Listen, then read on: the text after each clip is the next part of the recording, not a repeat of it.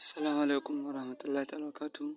‘Yan cikin wannan gida da fatan muna muku barka da wannan lokaci, da fatan kuma kowa yana lafiya.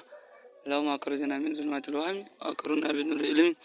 Allahumma aftana bi fadlika wa yassir alaina kadhina rahmatika. Rabbi zidni ilma wa aqlan wa fahman ala qira'ati kitabakal karimi wa kalamakal kadim bil haqqi rabbul arshil azim. Yan uwa yau ma da muku da wani sabon sirri mai albarka. Shi kuma nan sirri da dar Ubangiji ‘yan uwa na mallaka ne.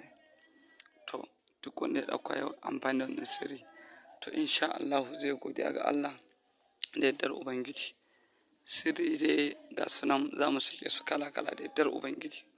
Sai dai, kar kuna jin wani lokaci shiru-shiru to yanayin ayyuka ne. Insha Allah shi yasa. Amma insha Allah yanzu dai mun dawo kan aiki da yardar Ubangiji in Allah su yarda. Sai dai kuma ɗan abubuwan da ba za a rasa ba, na yau da gobe. Sai dai kuma haƙuri insha Allah. To amma dai insha Allah ga wannan sirri mai albarka, wannan sirri na mallaka ne. Duk wanda kake so ka mallaka in dai mace ne ko namiji, to insha Allah da yardar Ubangiji in dai an yi wannan rubutun a yadda kuka gani ɗin nan, kamar haka da kuka gani, to da yardar Ubangiji insha Allah za a dace. Sai dai mutum bai da ƙarfin mustajaba ko kuma abin da ya kama da haka. Shi in aka ce mutum bai da ƙarfin mustajaba to gaskiya zai ta yin abu ya ga yaƙi. To rahin ƙarfin mustajaba shi ma na kawo wannan, da kuma rahin yin aiki daidai ba nutsuwa akan aikin. Ba nutsuwa akan aiki saboda shi aiki yana son keɓancewa kuma baya son surutu in kana rubutu.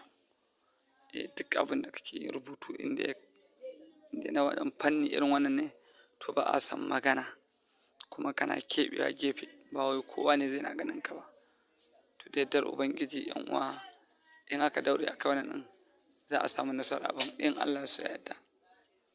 Wannan yadda kuka gani ana yin sa ne kamar haka. Duk wannan hatimomin da kuka gani na rubutun ana yin su.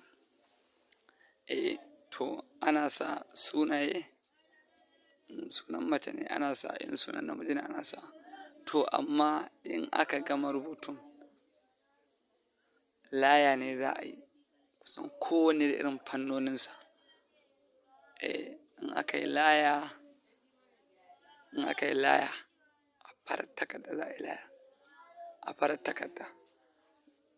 In aka yi layar guda ɗaya, to za a je a sami shuri mai rai a je a binne. Ɗaya kuma aka yi, za a danne a yi wuridin wallahu galibun ala amrihi ƙafa 10.